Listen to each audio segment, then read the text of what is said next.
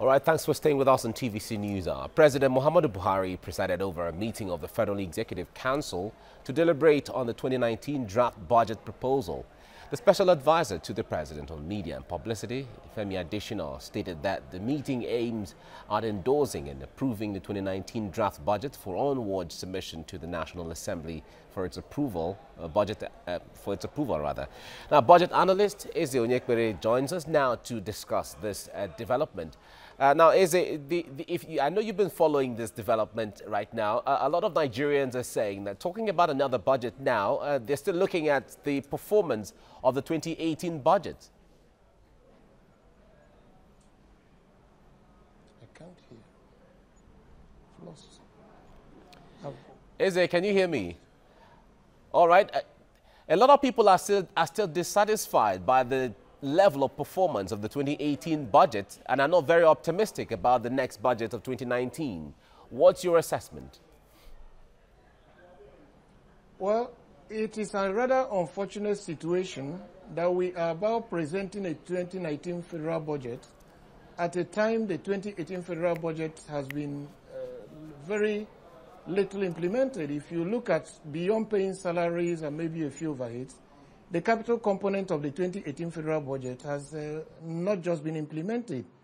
So you ask yourself, if this is presented, is it expected to start in January? What happens to the money that has been raised through the Eurobond or whatever money they are going to raise to implement the capital budget of the 2018?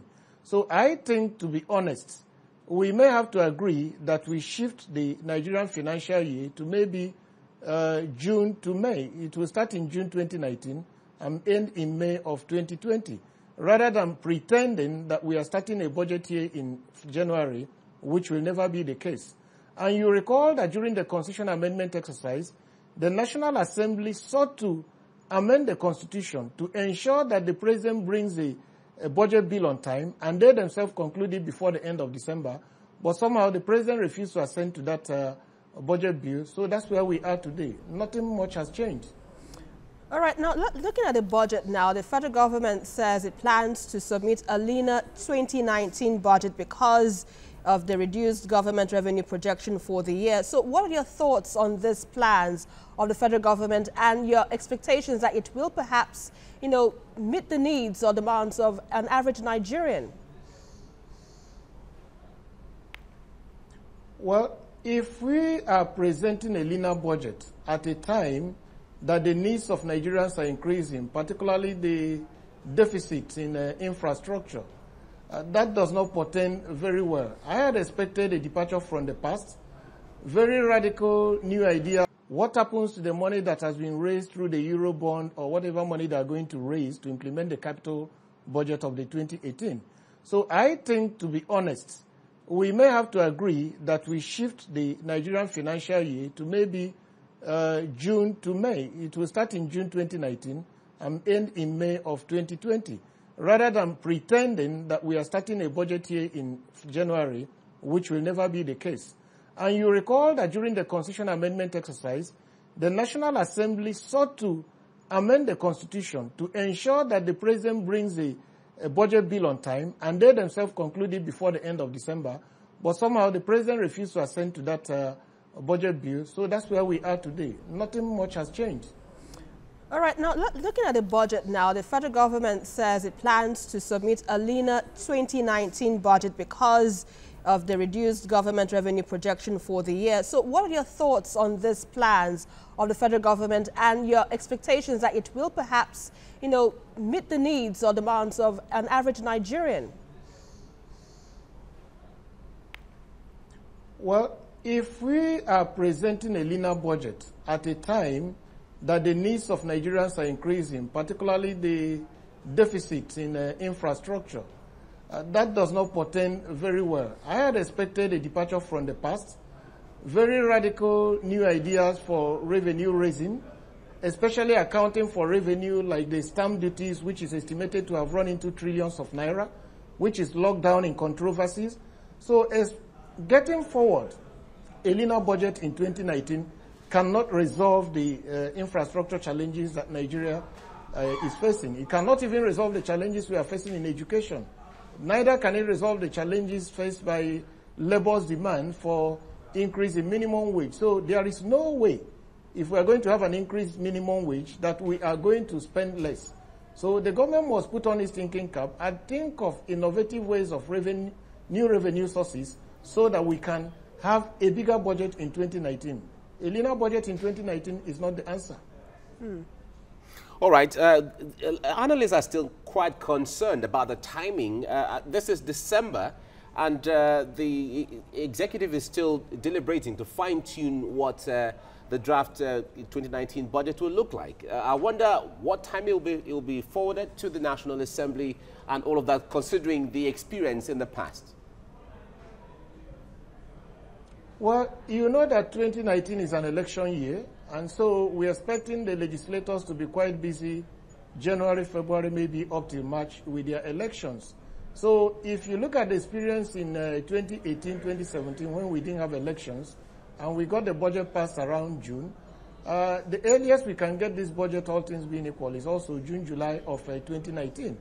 And if you consider that we have not fully implemented 2018, that will only make sense. So that's why I'm suggesting, let us agree to change the budget year in the law books so that we don't keep pretending that we are running January to December, while in actual fact, we are running maybe July to June. Because if you look at the second quarter budget implementation report of 2018, it made it clear that nothing in terms of capital expenditure was released for the first 2 quarters. So capital expenditure for 2018 started in the third quarter. So we should tell ourselves the truth and move our financial year to the time that we have now decided to shift it. Now, you say a linear budget is not possible for the year 2019, considering the plans to have an increment in the minimum wage. But, you know, Udoma rightly put it that there are plans to cut down the level of borrowing in the budget from 1.6 trillion to 1.5 trillion, and also pegged the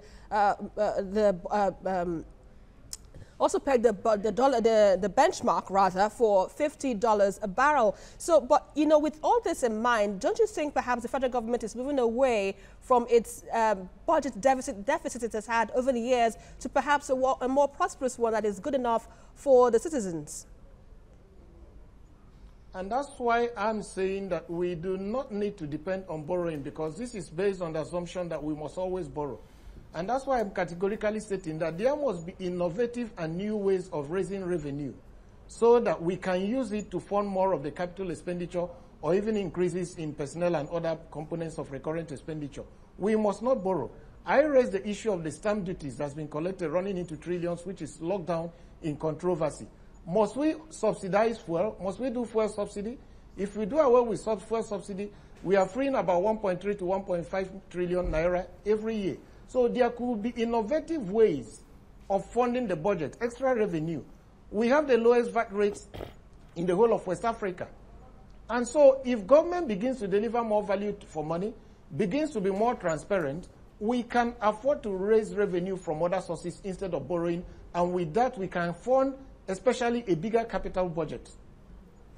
All right. We saw the move by the Vice President when he was acting president earlier in the year or sometime last year, talking about bringing back the budgetary year to January 1st, to run from January 1st to 31st December. But one would say, what is the significance of having the budget year from January 1st to 31st of December? What's the difference between having that or having what we have now?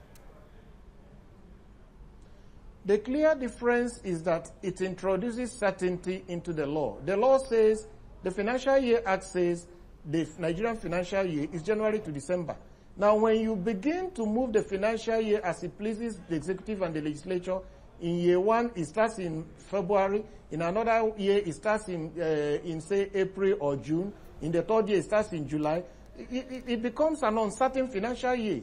Other stakeholders in the economy, investors, private sector stakeholders, communities, nobody can plan because government is the biggest spender. And government expenditure proposals and the priorities flags off and shows people where the priorities are and what they need to invest on or what they need to commit their money. So I am saying that certainty needs to be restored.